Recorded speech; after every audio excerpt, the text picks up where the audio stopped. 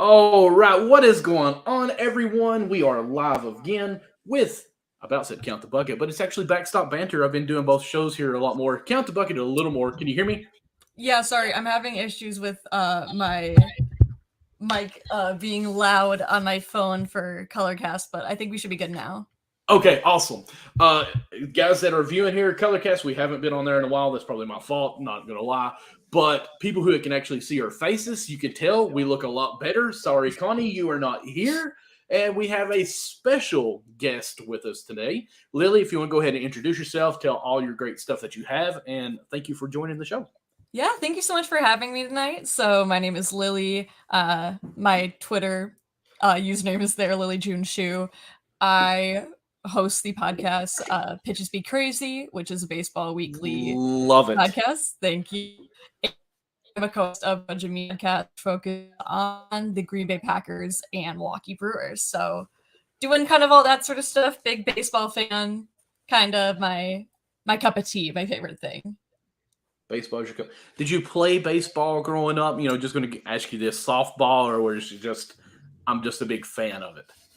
No, I will say I probably didn't get super into baseball until recently, probably past Okay. couple, I think right just before I got to college. But something my mom really likes baseball, and I bonded over that with her.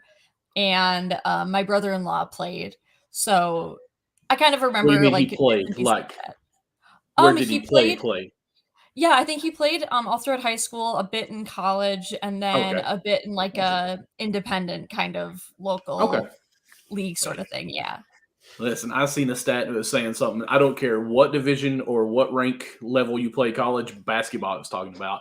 It Yeah. said you are 7% of all high school players that wanted to play that. So it doesn't matter. You are something. So I'm like, you know what? Him playing an independent, absolutely wonderful on that. Oh yeah, My it was fun. I mean, loves the sport. We're all very good. passionate about it. So Good. I got a buddy that plays for Lexington Legends. Is the name of the team. Actually, he plays for another team in Lexington that has a. They've opened up two teams this year. They're going to be moving probably somewhere else, but that is his bat. He's got a company that he owns now that he makes his own bats, and he's got it signed for me here. So I went and watched him play a doubleheader. It's a blast watching these professional athletes play. Just not made it to the MLB yet. So it's entertaining. It's fun, and I love to be around it. What's kind of crazy with me, I played baseball growing up till about seventh grade. Didn't play in high school. Be honest with you, didn't want to get hit with a curveball or a fastball in the ribs. A little bit of a sissy here. I don't want to feel any pain. no. So there's no crying in baseball. But if I got hit with a ball from a high schooler, because my seventh grade year they actually asked me to play up with the high school team, Yeah. and I was like, I don't think I can do that. So I called it quits then. But baseball for me has always been a family thing. My dad from he always talked about my wife, my mom always talked about on their anniversary, not anniversary. I'm sorry, their wedding honeymoon. They actually watched Cincinnati Reds play during their honeymoon. So she always talked about, here we are being married off on our own, and he has to turn on the Reds while we're in the hotel. I'm like, you know what? Love the Reds. That's kind of cool. So my family lived up in Ohio. His family all moved up there from where I live here in Kentucky. So we'd always go on family reunions there, and we'd stop by and watch Cincinnati used to play one game, maybe going up and coming back. So it's a family thing. Love it. It's exciting to have those memories and kind It of really is. sports always have, I feel like that very those strong roots in some sort of familial history or kind of key event or part of your childhood growing up, whatever. Absolutely. It's just always fun to hear about that. And that's even like, I think I'm older than you by a few years. I'm sure you watched Mark McGuire play. I mean, you're not that young, but watching his son, I know, leave me alone. I know. No, Mark yeah, McGuire and his son, when he was chasing the home run record, like his son was out there to celebrate with him. Always thought that was great. Even with Barry Bonds, his son was, I think, almost got ran over on one play once at home plate, he was the bat boy or something. mm-hmm. But seeing those father-son moments, again, Reds fan, King Griffey Jr., one of the plays that you'll see all the time around Father's Day, him stealing the catch in outfield from his dad during the game. It's, of course, cool. And then he hit, I want to say, his 500th home run on Father's Day with his dad in attendance. So, just those moments there that you can see it's your family passing on the torch, more or less. Again, just another story. I remember Bob Boone used to be the Reds manager. Brett Boone played second base, and Aaron Boone was third. So it's a father and his two sons playing on the same team. So it's cool to watch that as well. But for sure. Let's get into the show, I guess. We're already almost 6 minutes in. We haven't said too much about baseball other than that we used to love it. I'm heartbroken, and I should have pulled up this picture. I didn't think about it till right now. Have you seen the picture that's circulating on social media of Freddie Freeman sitting in his dugout? Oh, God. And it says a picture's worth 1,000 words. I think it is. Like, the man is, to me, devastated, and it breaks my heart for him. In case you guys that are listening and also watching us too, don't know what's going on. They just played a series. The Dodgers just played a series with the Braves or against the Braves. Excuse me. And it turns out while they were in this match or this series, Freeman found out that his agent did not tell him about the Braves' final offer. Now, there's a big gap here that I haven't heard. I don't know if it's out yet. When that offer happened that he never heard about, because I've had some people talk to me and said, oh, if the Braves really wanted him, they should have gave that offer a lot sooner. They drug their legs around here, dragged their legs. We don't really know when that offer was made. But what is going on is the agent, and I can't remember the agent's name. Casey Close. Casey Close. Close. Yeah, Casey Close. Failed, I guess I'm going to use the word, to let Freddie Freeman know that this offer, or probably a matching offer of what the Dodgers gave him, was on the table. And a lot of people say that happens all the time, which is crazy to me to think that these agents will keep offers from their players. Now, of course, your agents would want you to go to LA because not only do you get your deal there, but you're getting publicity. You probably get other endorsements and all that stuff. So I understand that on a business perspective. But how do you feel for Freddie Freeman right now? Like, what's your take on this? Are you upset about it? Because you could tell he wanted to be in Atlanta, and I think it is crazy that this thing is actually common. That's what I would just say. Overall, I'm extremely heartbroken for him.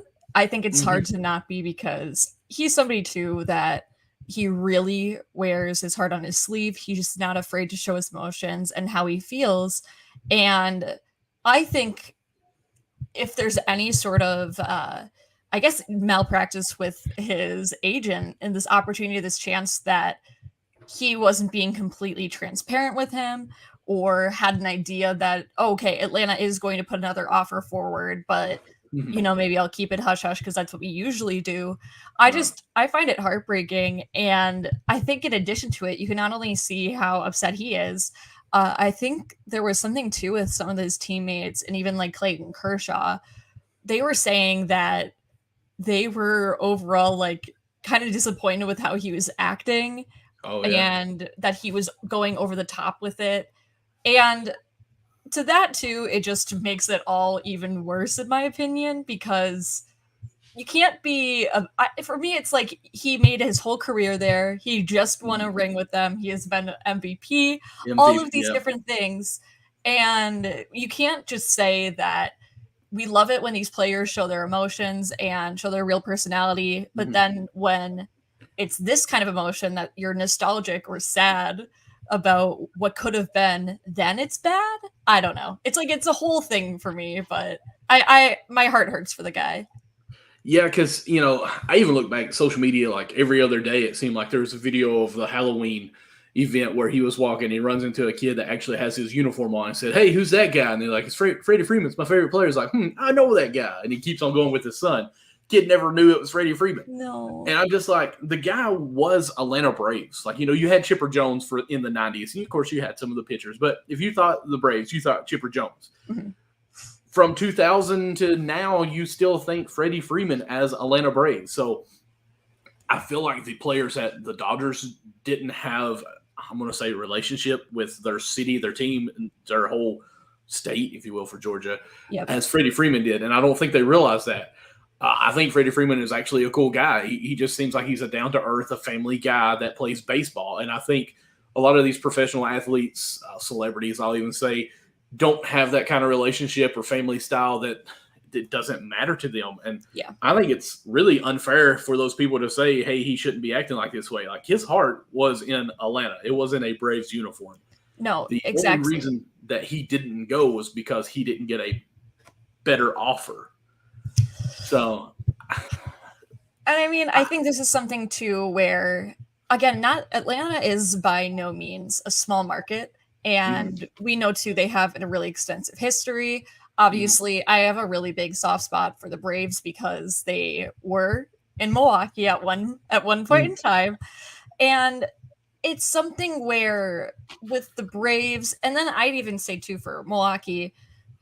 With the Brewers, it's so integral to who the city is and that identity, and just sports. It's sports, like the culture as a whole in Wisconsin is so important, and that's why it hurts so much too to see those guys go. That's why the Packers do what they can to keep Aaron Rodgers. That's why they do what they can to keep Aaron Jones, or the Brewers keeping Christian Yelich, Ryan Braun, even the Bucks keeping Giannis. It's all of those sorts of things where they're going to put everything into it because, yeah, it's obviously working out maybe to have that player on your team, but it's more than that. And I think it's not only that Freddie had this sort of love for Atlanta, they had this love for him, and it just feels absolutely heartbreaking to know that his time is up there, but under sketchy circumstances. Yes, the wrong. I mean, we can say it's wrong. It was wrong, in my opinion. Yep. I don't know how many times agents have really done this, but there's people out there saying it's very common. Like, I mean, how can these agents really withhold information like that? I mean, you're paying for them to get you the best deal, but sometimes the best deal or best money isn't the best deal of what you actually want as a person. So, I mean, I almost feel, I hate to be like this, but I mean, could they even end up being like some kind of lawsuit going on with this, you think? Then he comes back and sues, and then could this be something that continues on as the Blue Jays hit a 2-run home run in the bottom of the seventh to take a 4-1 lead over Tampa Bay? I feel like I just was a Reds announcer making an apology, and it goes over the wall. But anyways, I don't know, man. Honestly, it breaks my heart. And some of us guys in the Unwrapped Sports Network live in LA, and they're like, oh, Freddie's being a baby. He needs to get up. His numbers are still high. He's playing great. He just needs to get over it and play because he signed to play with the Dodgers. He wouldn't have signed to play with the Dodgers if he knew what contract was offered there. So, yeah, I would be heartbroken. It's like your best friend asked you to spend the night, but you didn't get that information, and another friend asked, so you went there, and then now you found out your best friend wanted you to come over, Yeah, I'm here and I'm happy, but I would have rather went there. It's just something where at the end of the day, too, there are some guys that are very much in sort of the headspace of, I do not care where I play. It's about the money. It's about the contract.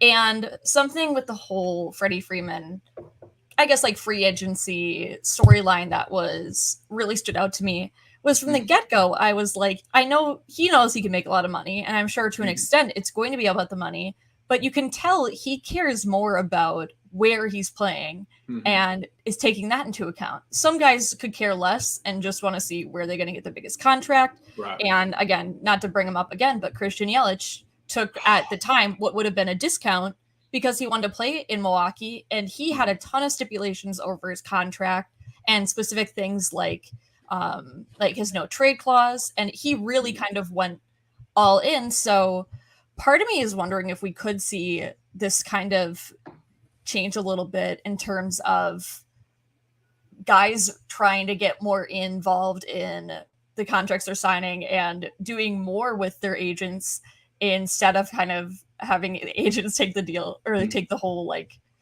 the wheel there in many of these cases. And of course, agents always gonna kind of win out because that's how it is. Right. But I am just curious to see what this ends up doing for that's kind of me. I feel like it could change I'm gonna say the industry of agencies, if that's a word. Agencies. But because these players, and I'm not dogging any player at all. They're there to pitch or they're there to field. Like that's what their goal is or their mindset. Hey, let me hire you to take care of all the X's and O's. Make sure the contract is all great, and I'm trusting you when I hire you to give me the best deal of what I want. I understand that, and that's probably how I would be. But some of these contracts, I mean, you really don't know what's probably being written in those. And I don't know if we might start seeing more players or former players coming back to be agents for players to say, hey, I understand what you actually want. Because the dude got messed over in this deal, really. I mean, at the end of the day, because I even think back, excuse me, I want to know when this offer was made. And I said that earlier, too, because Freddie Freeman made it obvious that the trade for who's the first baseman they traded for? Matt Olson. Yeah, Olson, yes. That it stung. You know, he kind of said that it hurt him that they traded for him because then he knew that he wasn't getting signed by them. Mm-hmm. So it makes you think, like, if he verbally made it known that he was hurt by that deal, you would have thought that Atlanta said, well, why didn't you sign the deal that we offered you? Like, why was there no communication going on then about this?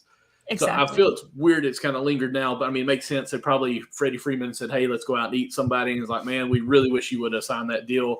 Wait, what? What deal are you talking about? You know? Well, like, and man, I would have signed that in a heartbreak or a heartbeat, you know, but exactly. Crazy.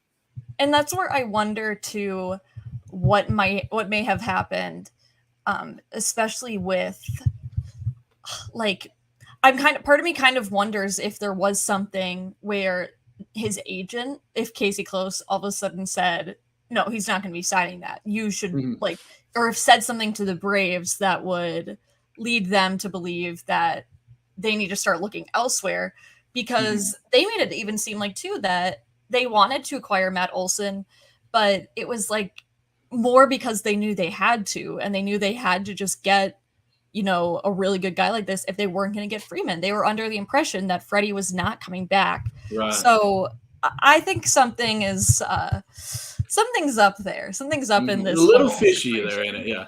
Like, I hope we get more details of what's going on in this, because it could be in that his agent was just flat out the whole time, no, he's not signing with Atlanta. No, if you don't offer this, it doesn't matter. And, you know, it could have been that he just flat out wanted him, and I say he wanted him. Yeah. The agent wanted Freeman to just go to LA and nothing else. Because I even think they said if he knew that deal was there, he would have signed it. And Case, or what did we say his name was? Casey. Yeah. Kept it completely from me. So, I mean, he definitely didn't keep the agreement close, I guess. But hopefully this keeps on unraveling. I think this is great, almost drama for the MLB, some stuff that we now don't get to see. And it's interesting. So I think I hope it has more news with it, more, I don't know, information and intel that we can get from this, because I think it's a whole perspective of baseball that we never really talk about or even think about or even knows go on. So I hate it for him. Yeah. Go ahead. Oh, no, I was going to say, I'm like, it's every time we talk about any signings, agents, it's always just the whole like mega contract, mega deal, and how those negotiations must be working out. But it's never like this, like we're talking about, that there's something else happening here that, you know, of course, we shouldn't be so naive as to think that there couldn't be more going on behind the scenes.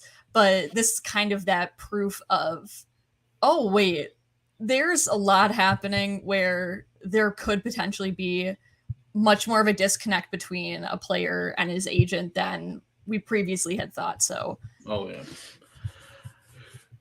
it makes it interesting, that's for sure. You know, I even think of LeBron James. I bring him on every show because I can't stand him. But you know, like one of his best friends, I think, is finally representing him, like through everything he does. You know, it's almost like when it comes to agents, you might want to get someone that you actually trust as far as a friend now, instead of who can get you the most money. I don't know.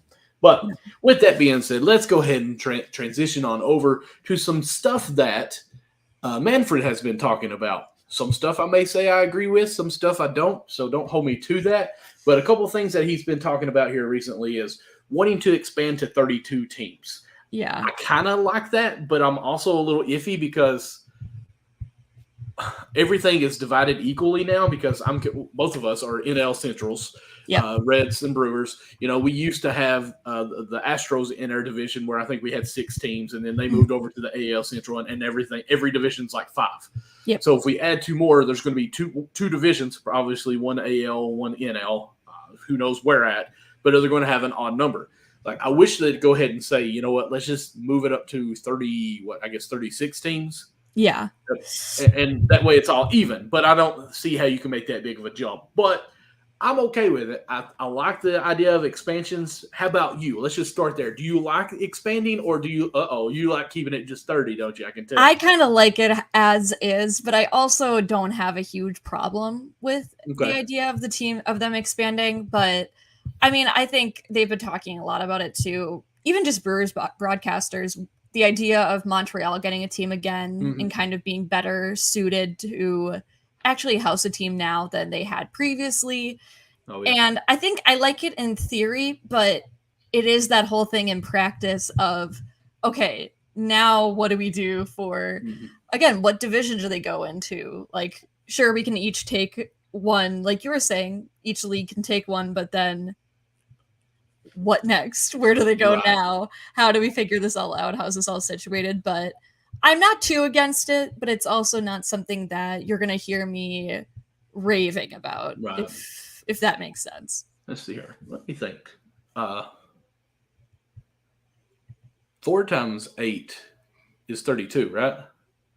Oh God, I did not graduate. I didn't do any. I graduated from art school for a reason. Uh-huh. I think so. I'll say Okay. yes.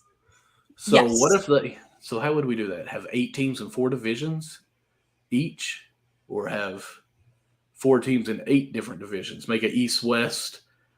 I don't know, South, North, and South, and break it up like that. Add the 2 teams.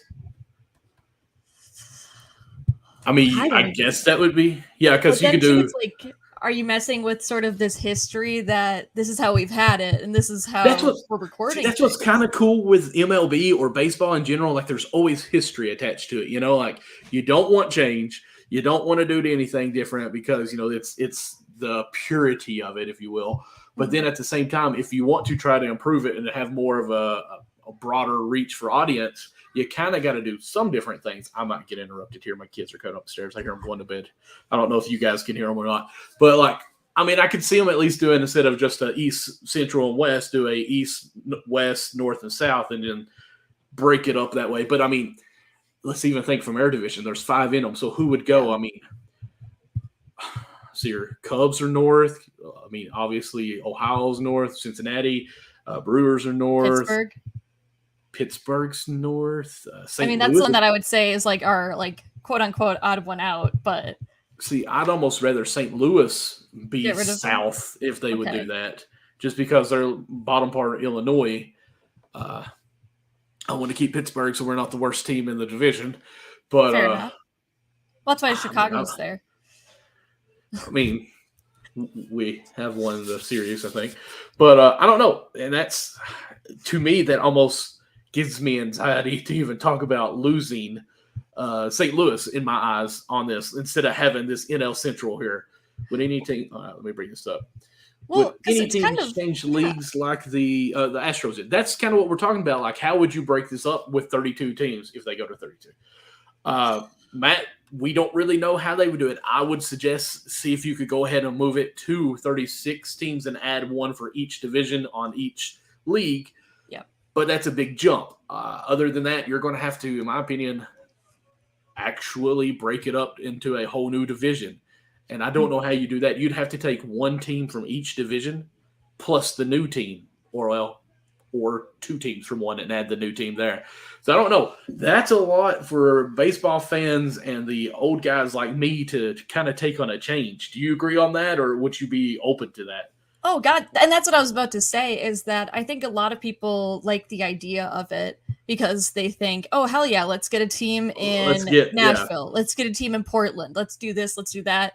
But then as soon Portland. as you I haven't mention, heard Portland, but that's interesting. oh, I hear Portland a lot. I hear a lot of Really? people Okay. who are talk about Portland, but it's something where they like it in practice, and then you go, okay, but your team now we're taking them out of the division they've been in. They're going to be a Right. new one, and they're all of a sudden like, wait, hold on. We're not going to be playing these teams as much or competing against them, so that rivalry is just gone. It's defunct. Right. Does it mean less now? So I think it kind of introduces that element of it Mm-hmm. where fans would have to be willing to sacrifice that in order Mm-hmm. to gain more. And I think a lot of people wouldn't be. Mm-hmm. So I don't know. I think it's really interesting food for thought. I know for me personally, I would be like, okay, wait, so now Brewers, for example, might not have to. There's like you were even saying, if you just take like the Cardinals out of it, that means we don't get our Cubs huge number of and series St. against the Louis, Cardinals. I mean, Yeah. And it's kind of something that would be really disappointing. And I think it's one of those things that people would then immediately come back to and be like, what's Manfred doing? What oh do yeah, you think he's Manfred's an doing? idiot. Yeah, he ruined baseball. He ruined MLB. It's So let's just try to make this ourselves because this is on the fly, and I apologize. So we have the AL East, Central, and West. So let's see if we could actually come up with a North and South from each team. Okay. Okay. So one team's got to come out from the East. We'll start there. We got the Yankees, Red Sox, Blue Jays, Rays, and Orioles. So if we're doing one team, we'll say North. I would think Toronto in that would be the team. Would you agree on that? I think so. Because really, all that East team except for Tampa Bay, if they went to South, I think Tampa Bay would be the South. That's what I was thinking as well. We've got two options on there. Okay. So AL Central, we got Minnesota Twins, the Indians / Guardians. I can't say Guardians. And this kind of goes with the old heads. Like, it's hard to change. The White Sox, the Tigers, and the Royals. So let's try to think of a North, I guess, if you will, and Minnesota. a South. Minnesota, I agree. Cleveland, they're kind of North, but not really. Chicago. I mean, I'd say otherwise probably the closest Detroit. would be, or you could do, I'd say you could do Detroit, or you could even do Kansas City. Kansas City as far as South? For South, yeah. Okay. I'm with you on there. What team did you say first? Minnesota Twins. Sorry, I just wanted you to say Minnesota. Oh, okay. Okay, AL West. Listen, I listened to a podcast the other day and see my other podcast, the Count the Bucket. One guy's from New York, the other guy's from Florida, and it starts with me talking, and I was listening to it play. I was like, who is this hick? I'm like, oh, that's me. Like, oh, dear word.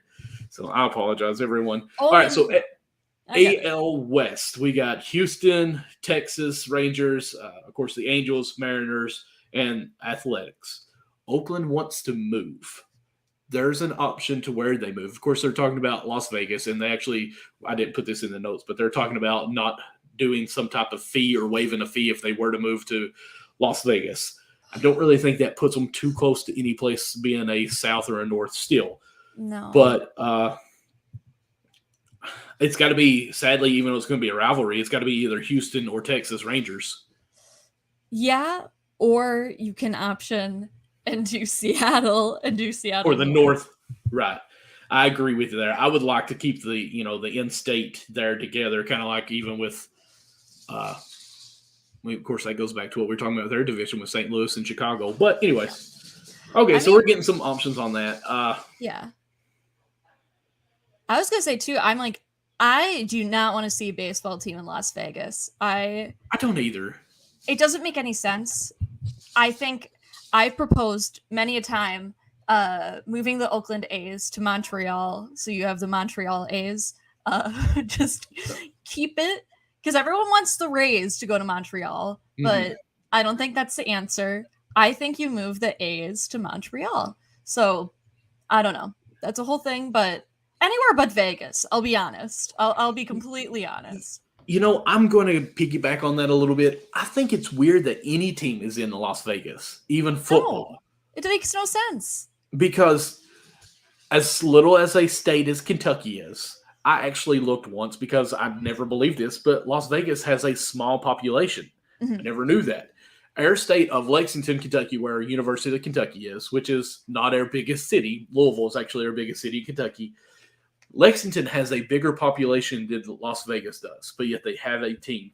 Obviously, we know it's because you've got all the whole vacations, the gambling, and that whole 9 yards of that. No state income tax, too. Right. So we understand the reason, but it's just weird because if the state or if the city has a less population than what we have here, like how is there actually a fan base? No, exactly. Home games is only going to be visitors. Like your away teams probably are going to actually have more fans than home fans because they're traveling to go to Vegas, and then they're going to get the whole the show and see all the. I'm about to say John Wayne. That's totally not who I'm thinking of. Who am I thinking of? That was in the Vacation. Wayne Newton. Wayne Newton, I get the got show you. that you get that. Thank you. I appreciate that. I'm a big Vacation fan, so Okay, Vegas it's Vacation great. included. Okay. So I just feel like, and I've never watched a Vegas Raiders game, but I just feel like the more fans actually probably be spectators or just there to gamble or actually from the other fans visiting. Like, Yeah. I don't know how you actually have, you don't get the Seattle Seahawks kind of atmosphere at a Vegas game.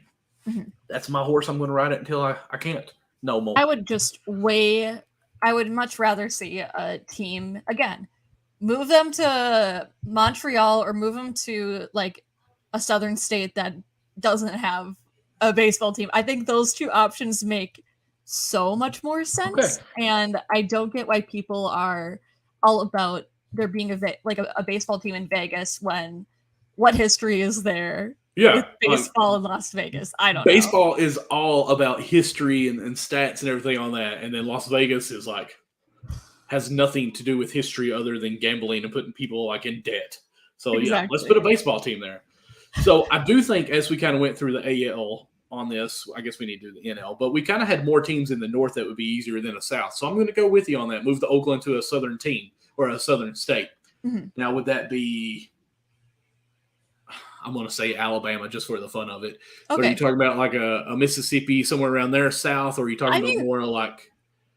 I think it would be again, I honestly think here are the two ideas. And again, it's not like south like that, but where people had talked about Nashville getting a team because that would be very like, I don't know, a Tennessee team could be fun. But even too, I've heard some people mention like, so Louisville Slugger is the like baseball that brand, but there's no team there. Love it. There's no professional team in Kentucky. Yeah. Like, I don't know. I think there's some of those things where I'm like, there are already a few more options that would make more sense. So what do you think of Oklahoma City? Well, I mean, that could be cool. That could be fun. Because, I mean, they just got a new NBA team. I say new. They've probably been there over a decade now, but it's still new. Yeah. It's a smaller city, but, I mean, it's still south where it could be in a southern division if this is what they did. I mean, I'm okay with seeing how it would play out. I don't know how much fan base it would be.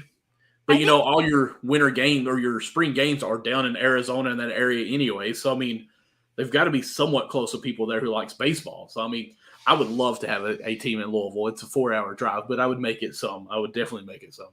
I mean, I think, too, with just, like, the love of college baseball, especially in the South compared to, I think, any other part of the country, I think they could very quickly adapt to having a team or a professional team to rally around and support. I will say that's one reason, though, I don't think there'll ever be a professional basketball team in Kentucky because I don't see a fan base changing from Big Blue Nation to a NBA team or even Louisville to a team. But we're a different breed. I understand that. So the teams or the places that I was thinking before we even went this north and south was Nashville and then, of course, Montreal. That's what everyone talks about. I don't know why everybody wants Tampa Bay to move. Like their location, from what I've always heard, even me and Connie's talked about this, the location of where their field is in Tampa Bay is awful. Yep. They're the most watched team on MLB or on any kind of networks. Yep. So, I mean, there's some fan base. Oh, yeah. They just need a better location in Florida, I think. That's exactly it. And, I think, too, good on Connie for talking about that and recognizing that because that's exactly the case. Mm-hmm. And so the Rays are my He's not American here. We don't League have to team. give him any kind of props. We don't have to, Okay. Never mind. No, the Rays are my favorite team in the American League. Mariners are close second, but I love the Rays a lot. I really do. And they're a fun team to follow. Very, whenever I meet Rays fans, they're very passionate. Team. But obviously we could see it from the Tampa Bay Lightning, the Buccaneers. There's not necessarily not a market. It's literally that all of a sudden talking to people, they're like, well, it's not even really in Tampa. It's kind of just somewhere else. Because I think it's in St. Pete's or like St. Petersburg, Florida, and which is close and it's right there as well. But they were saying it's just not a good location. So I think they, as soon as their lease is out on the Trop, they got to just move to a better location there rather than worry about finding a new city. I don't think it's that drastic, but people just want to hate on that fan base and franchise. So, wow. Like, it's across pretty much a bay away from Tampa Bay. Yes. That's weird to say. That is crazy. I never realized that part of it. Like, I've always heard, even Connie say, but I'm not giving you any props anymore, that it is just in a bad location. Like, looking at my Google map here, I would say it was probably 35 to 40-minute drive to Tampa Bay from where that location is. That is crazy. That makes no sense. Okay. So let's continue. Let's go to our NL teams as far as a North and a South. Okay, you got NL East. You got the Mets, New York, Atlanta, Philadelphia, Miami, and Washington. Oh. I don't want to break up the Mets and Philly as far as the North. Yeah. Washington will probably be my team that I would say just because they are the newer team. Yeah, I think you could do it more. It would be easier. Otherwise, I think you could always do the Braves or the Marlins and do South. But I think the Nationals are kind of the easiest one to alter there. So far, we've been basically doing the worst team in each division. But anyways. Whoop, unintentional. Yeah, I mean, so we got our NL Central, of course, Brewers, Cardinals, Pirates, Cubs, and Reds. I don't think the Reds can move out of a Central. Of course, we're talking North and South.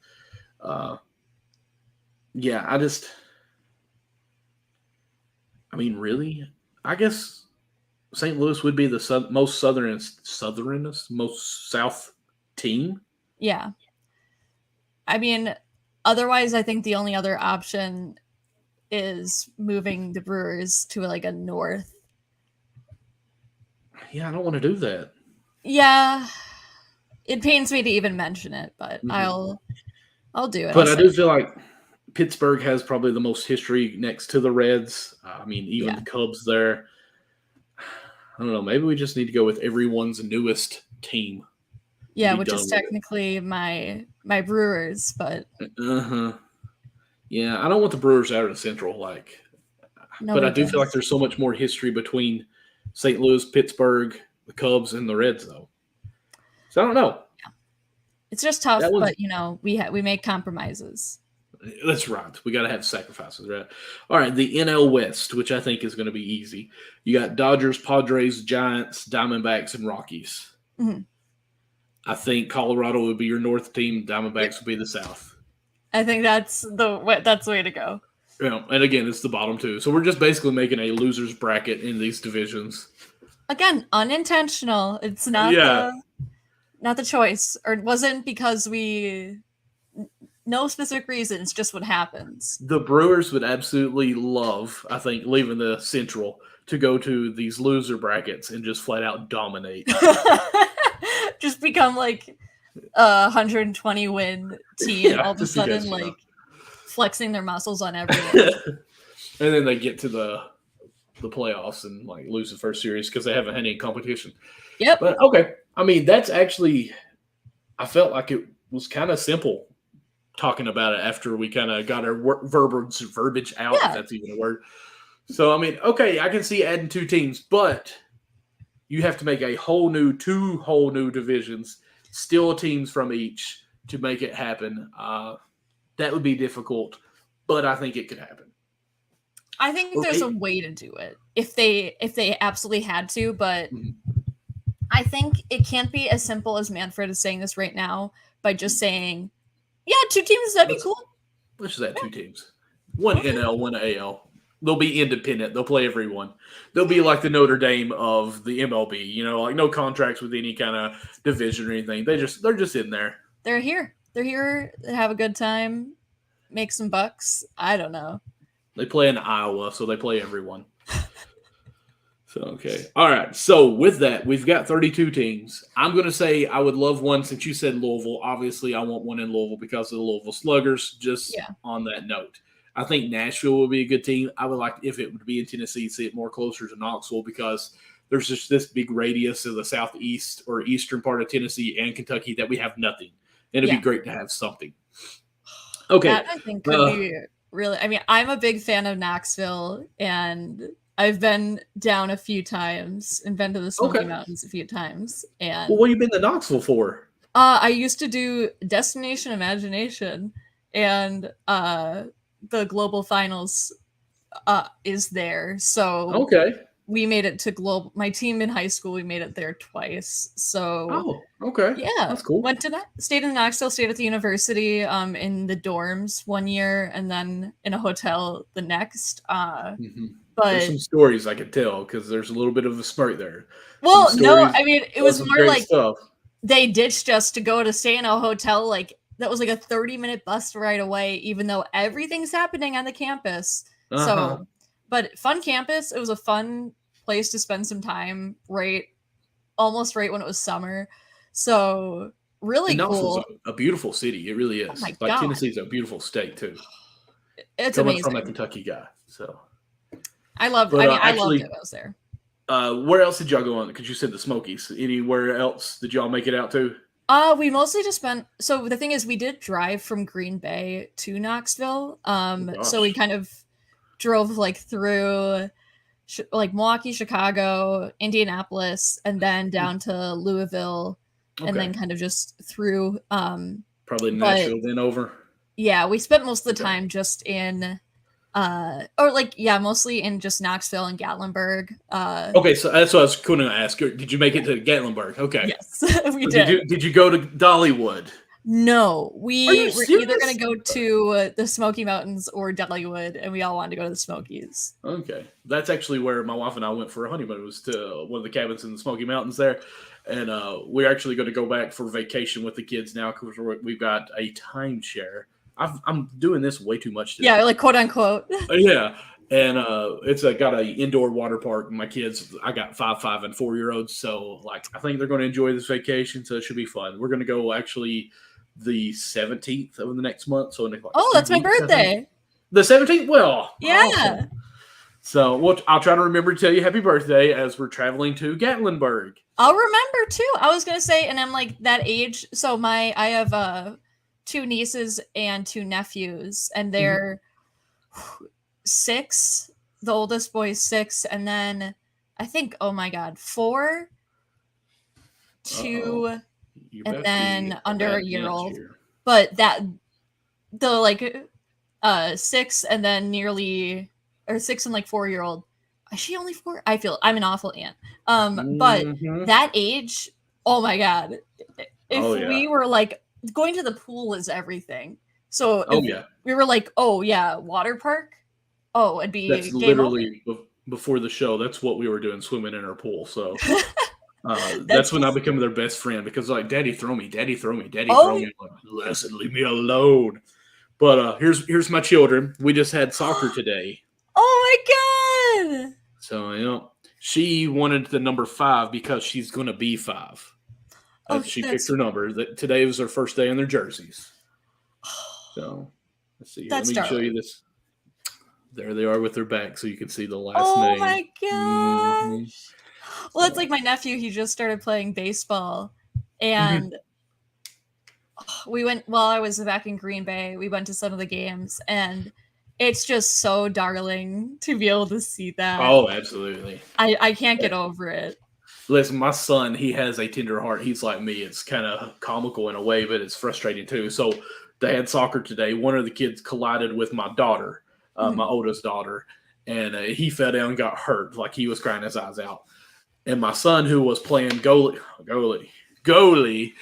ran all the way down to the kid who was laying down crying and went to comfort him and be like, are you okay? I'm like, dude, get the ball, score while he's down. I'm like, oh, well, I mean, I guess technically that's probably the right thing to do, son. Great job. But go score now. So my daughter, after she got back up, looked at him. She's like, okay, I'm kicking the ball. Now I'm going. So she had the cutthroat mentality while he was like tenderhearted and upset. Like, Well, what wait. can he do? But it's fun. 2 different personalities, 2 Absolutely great types of competitors. Absolutely. I'll give you that. So let's get back to baseball. Yes. Get off our family things here. Let's see here. The next one Manfred wants to talk about, or wants to implement, use the word there, implement the RoboCops, as I call them, the computer or the robot umpires into the MLB in 2024. So technically not next year, but the year after, right? Because October's be this year. So we're looking at 2 more years of regular umps compared to our computer or a robot umps. Yeah. I'm just going to go ahead and ask how you feel on this before I even go into it. I am very anti-robo-ump because I think it's a slippery slope. I'm one of those people that's like, if we do this now and you take away the human aspect of it, what you're opening a door. It's a slippery slope. It's the what's next? Are we gonna? Why don't you? If you're gonna do that, why don't you just make the batters? Why aren't they just robots? Why aren't the pitchers just robots? And of course, that's very extreme. But I think that there has to be a better way about going about that. And I wouldn't mind necessarily if there was some way of kind of finding a happy medium so it's not just, oh yeah, just a robot, like here we go. Because I think a lot more people will admit it or will like to admit it. They love being able to talk about that part of the game and as much as we hate it, but it's great to talk about. I didn't think about that, but I love that. You know, I'm not for it. I just think we're signing ourselves up for failure as a human race by letting that little piece of our baseballness be. Because, I mean, again, it's just, I think I'm not entirely like, because I get the idea, because we watch that anyway when we're watching a game and you see like, oh, okay, this is in the strike zone, this isn't. But I would rather just try to fix it by having bigger disciplinary actions and things for these umpires who are making terrible calls and consistently being awful, rather than just say robot. But I'm 100% with you, and I am too small-minded to really understand the comprehensive of this, if that makes sense. Because, like, even now, the game I'm watching on YouTube, again, the Tampa Bay Rays, we were talking about, didn't even think about that, and the Blue Jays, they have the square of where it should come in, and then they have where the ball went. Like, how do they actually know the path that it takes? Like, are they inserting a microchip that they can a GPS and see the path it goes? Or they just have a camera that is mapping it out? Do they have like a grid that's there that when it comes through the cameras and everything? I don't understand what all they have going on. But what I do know is every computer has an error at some point. Like, what if their grids, if they are slightly off? You know, like every game, it looks like it's perfectly right, because even in computers, there's human errors in programming. So, like, those can malfunction. I'll say that. You can have an error with that. Would you even know that there is a problem going on with it? And that's just trying to figure out how you would implement the way to do it. Yep. Now, I know one umpire in the MLB. Who is it that I know? It's Angel Hernandez? Exactly. Because he makes errors. Yep. Nobody else cares about these umps, but the ones that do make errors, we actually know. And it does give us something to talk about that you're talking about that. I mentioned that. Like, again, Connie, in our baseball chat we have with Unwrapped Sports Network, he's all the time saying Aaron Judge has had the most strikes called out of the zone than any player in the MLB. We would not have that conversation if everything was just perfect. And to me, I get to the point where when I think about having a robot calling behind the plate, like, is there actually going to be a robot body there, or is it just going to be a sound that comes out of nowhere and says strike? Right. You know, strike. Or is it just going to be from the audience that says that was a strike? You know, I don't understand what they're going to do as far as that. Plus, is the robot going to have like wheels that it drives out to cover first base, like on a plate, because umpires, you watch them, they kind of rotate to back each other up if they make plays. So are these robots going to be able to do that? And then even why have real players out there? Why not just have robot players out there? That's what I don't understand. Like, we want humans to be in the game, but refereed by robots. Well, and that's the whole thing. It's like, we know, why are we aiming for perfection when that's never been the thing? It's like, there's one thing of saying that, again, it should be accurate and it should be like adhering to that kind of accuracy by saying, okay, this is what I'm going to call as my strike zone. Here's what it's going to be the whole night, and sticking to it. I think that's a whole thing in and of itself. And when you all of a sudden say, oh, this should be perfect, what is that kind of, why have humans involved if all you're looking for is perfection? Perfect. So that's where I think, too, again, try to find some ways to adjust everything, but you don't necessarily have to completely get rid of humans. And like you mentioned, errors happen. What if there's like, again, it's beamed by a baseball and then all of a sudden it's like kaput? What do you do? Or there's an error and then there's umpires on the field for like 15 minutes and then technicians all trying to figure out what's going on, what's wrong with this. I don't know. It's that whole, I think you're entering into some dangerous territory. I agree 100%, because like, how do you control it? Like, even you say, if it does, say it takes one to the face, breaks it out, breaks a lens, if there's a robot back there, do you have a robot on standby? How much does that robot cost? You know, even going for every team, if we're going to 30 teams, there's 15 ballparks used every night, if you will. You have to have a backup, so every team has 2 robots. Plus, are there going to be robots on first, second, and third as well now? I mean, it's crazy. And one thing I want to know, let's say these 2 players were teammates. You got Altuve and Aaron Judge back-to-back batting. Like, can the robot lift the strike zone? Is it? Yeah. Or is it going to be programmed to one spot no matter what size you are? This is what it's called. Because to adjust those, like, how is that going to be? Like, okay, we want the game to speed up and be faster, be more entertaining, more exciting. Altuve just struck out on 3-2 count, fouled off 3 balls, and finally struck out. So there's been 10 pitches. We'll say, I didn't do the math. Just go with it, guys. Okay, now Aaron Judge comes up. Hold up. We got to calculate his height, put in his arms or his knee height, because it goes basically from the knees to the numbers or the letters. And then you got to add the torso length, boom. Because, obviously north or east and west should be perfect with the plate. But as far as the height, like, I mean, is that going to have to be programmed each player? Like, okay, got it. Now we can play ball. Took us 30 seconds, but now go. Well, and this is my whole thing, too, of yesterday when the Brewers were playing the Rays, all of a sudden the home plate umpire, he got hit in the, basically it was a ball bounced back up and hit him, and it hit his chin or sort of in the jaw, and he decided to exit the game. And so they had to make an adjustment of all of a sudden the guys moving around to, make it all better and just get everything situated so they could avoid this problem or figure it out. And so the first base umpire, I believe, they did it. It wasn't how they usually do it when they're substituting guys like that.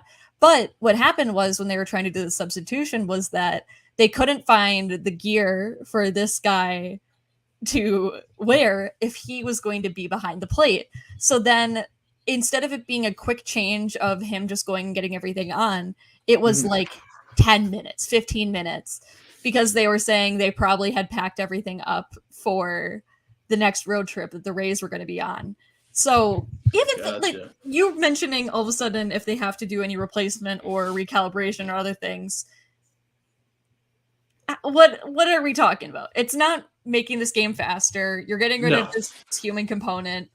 What's the point? Why do it? I don't know. Like, human errors are a part of the game. Like, there's no point of having a catcher behind home plate. Yeah. Because they frame everything, catcher, boom, catches it down into the strike zone, swings it in here to try to catch it. There's no point in even trying to do any of that. Like, that's their training, I watched, again, a buddy with the baseball bat that he signed here. He actually played catcher. He's been playing shortstop a little bit now. And he went to a clinic in Nashville with can't remember his name, but he was showing some videos on social media, and he was like, instead of grabbing and meeting the ball like I've always done, sorry, I'm coming at the camera. He was talking about coming down at it. That way the catcher or the umpire behind him can see the bottom part instead of thinking it's high on that. I was like, okay, never would have thought of that. But again, that's not going to take any notion in the next future here, or like any effort of even doing that. So why not just have a backstop close in front of the umpire that just stops it? Whoops, it hit right there. Now we know exactly where it hit. So this is where it should have came from. I don't know. I would just think it's dumb. Like, one, we need umpires. Let's go with this. We need jobs. So let's have our umpires. So someone has a job. We can pay someone. And let's just have them better. Like, I don't really think umpires are that bad. Do you? I mean, it's one of those things that a lot of attention's been drawn to it, I think, as of late because of the umpire report cards on Twitter. But even looking at those sometimes, when I think it's been a really awful game, they're like 94%. Yeah, it's still pretty good. And of course, there are some that are way worse than others, but there have also been some guys who've called ridiculously good games where they're very accurate and they stay within the strike zone they're calling. And I think we need to find more opportunities to applaud those guys and just make sure that we can get this made better for the future instead of having to just rely on robots for everything. I don't know. I just, we've been on robots probably way too long. I just think the whole concept is just crazy. Let's have robots in baseball.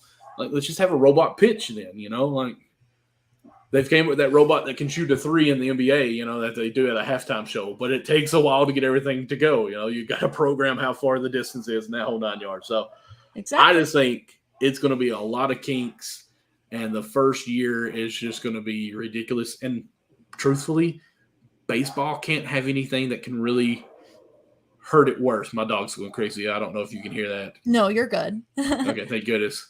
Something outside probably.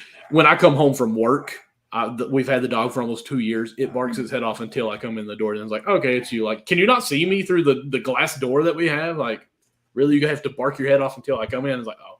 Okay. It's like making sure. Just making sure. Yeah. I'm vicious. Oh, hey, it's you. It's you. Oh, my God. Okay. Now, I probably should have done this a little bit earlier in the show since you are a Brewers fan, but I just want to go with straight down the list. Brewers are number 1 in their division. NL Central, the kicker to tails. I want to ask you, as straight a Brewer fan, this is your time to shine on the Brewernism or the Homernism for the Brewers. I make up words all the time. What do they need to do to be better? Yeah. What trade do you see them doing? What position? Like, whatever you want to talk about, this is all you. Which old big guy, I can't remember his name, but been hitting homers like left and right, has the best name ever, but I can't remember it. Love him. What is his name? I don't know if it's a nickname or what, but I just see highlights every now and then. He's a hefty guy. Oh, Rowdy Tellez. Yes, Rowdy. Yes. Love him. Is he your favorite player now? No. Okay. It's always Christian Yelich. It always will be Christian Yelich. There's not really a other alternative. Okay. I will say that's fair. Yeah, Willie Adams is probably my second favorite, and I'm a big. I really like Hunter Renfroe, and I like having him on the squad. Mm-hmm. But I'm at the point where I think for the Brewers, they've just been dealing with a lot of injuries, but when they're healthy, I think we could see a really phenomenal team that if everything is working together and they're actually all there, I think that there's not necessarily a lot of room for them needing to try to find something.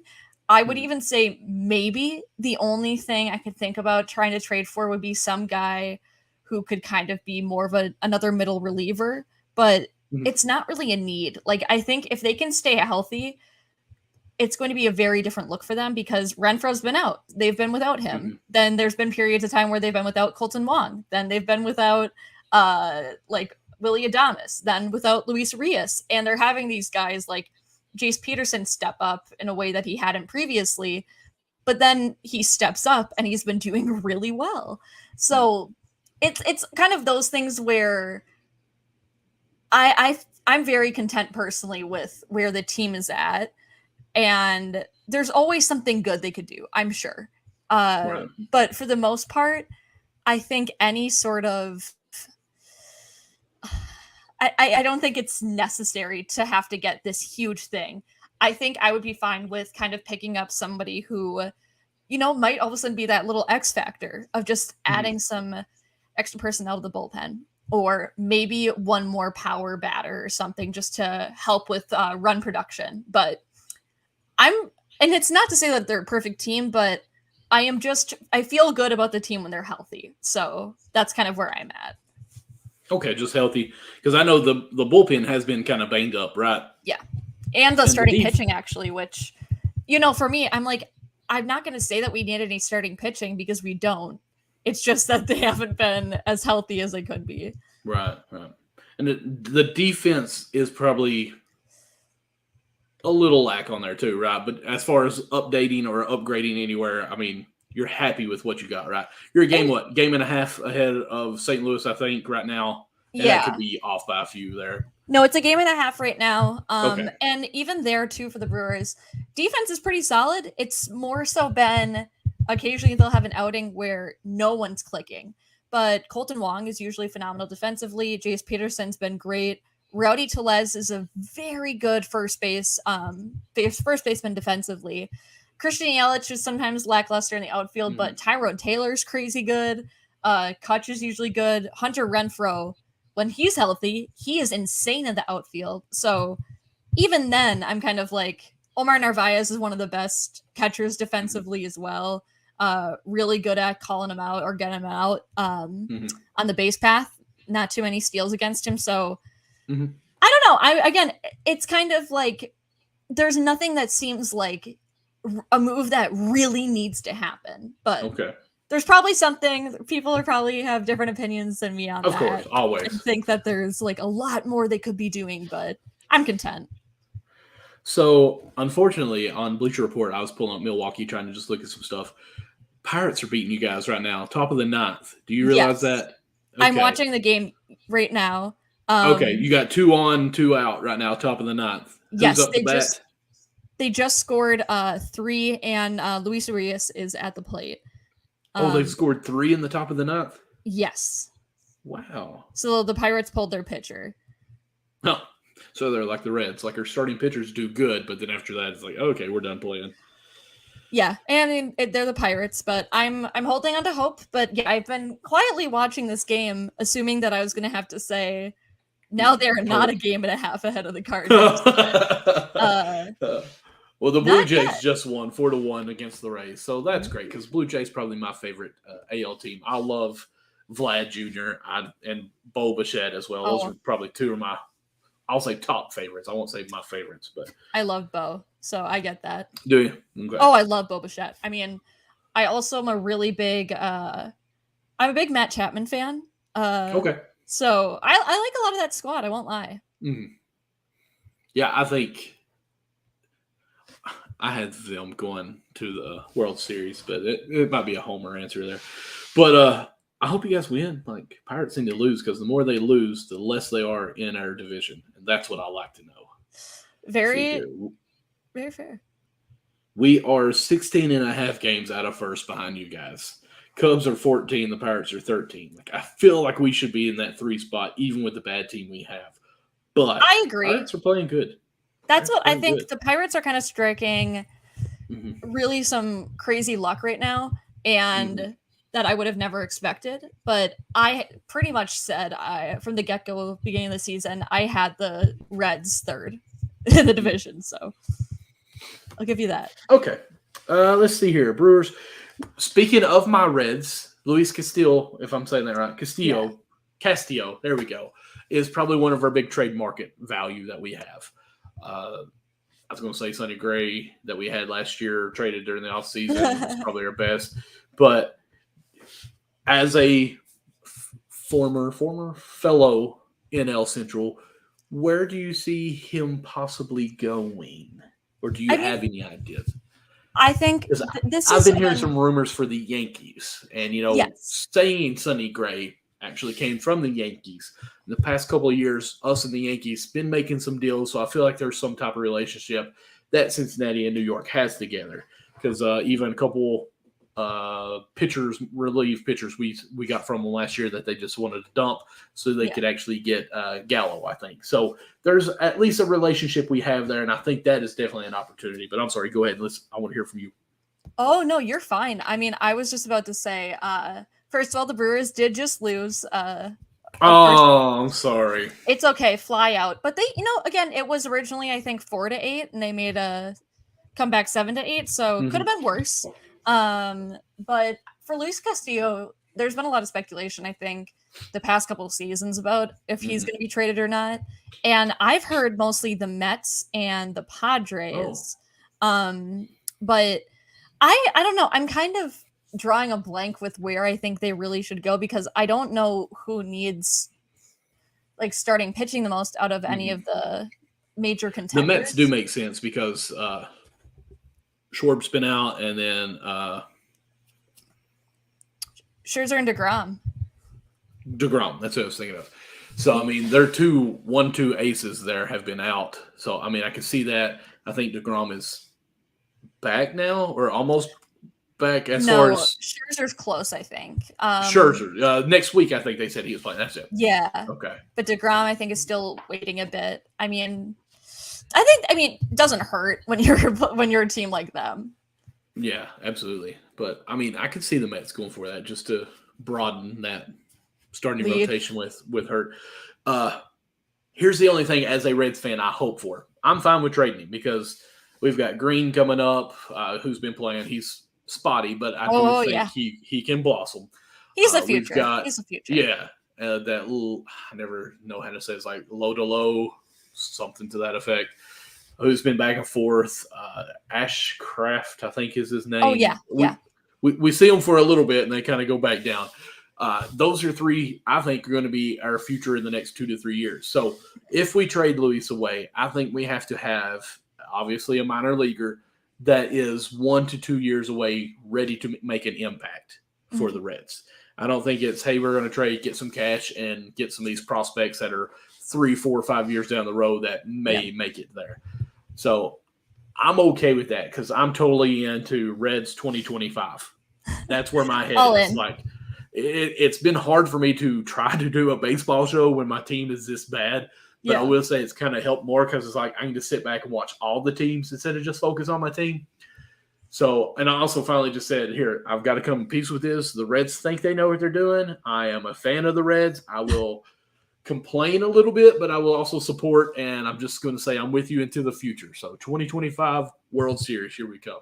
Yeah. You're okay. You're calling that shot now. Yes, sir. You heard it first. 2025 Reds. Because, I mean, we do Indy was Rookie of the Year last year. Stevenson, the catcher, has been playing great. I got his rookie card somewhere, but I can't find it right now. So, I mean, those are two great positions. I almost think for us it's almost time to move on from Senzel. He gets hurt a lot out in center field, which I don't understand. I'm just going to vent with you a little bit here. I don't know how much you care about the Reds. But Senzel came up through our farm teams as a shortstop. And then we transitioned him to replace Billy Hamilton because he couldn't ever get on base. But if he got on him, he stole every base. But to get to first, you have to do something. So we moved him to center field to fill that void. For the past 2 years, we've not had a shortstop. We tried Suarez from third to short. Why didn't we bring Senzel back to short? Like, why has that not been an option? That was his primary position. I've not ever understood that. Like, why not just say, hey, we can do that and we can move somebody in center field? We're the Great American Small Park anyways. Like, it's going to go out if it's in center field anyways. Who cares? I mean, because usually they're pretty, like, adaptable of going, oh, this is where we were seeing you, but now we know that this isn't probably where your future's going to lie here. around this team. How do you feel about us like having you move back here?